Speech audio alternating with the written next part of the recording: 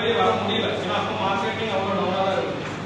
அதுக்கப்புறம் நான் ஸ்டார்ட் பண்ணது 2015 ஒரு சின்ன கம்பெனியில் 3 இயர்ஸ் ஸ்டார்டிங் சேலரி 7,500.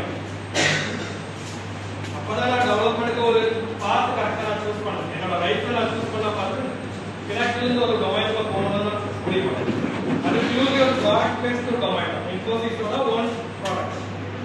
அதெல்லாம் என்ன பண்ணுறோம் அப்படின்னா நம்ம பேங்கிங் செக்டர்ல என்னென்ன இருக்கு அப்படிங்கிற அதான் மெயின் காரணம்.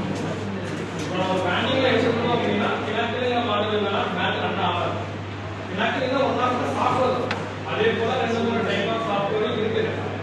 Most of the Indian bank use பண்ணுறது பினாக்டில் டார்கெட் தான் யூஸ் பண்ணுறாங்க. டொமேட்டோ யூஸ் பண்ணுறாங்க. அதில் தான் நான் ஒர்க் பண்ணிக்கிறேன். சரிங்களா?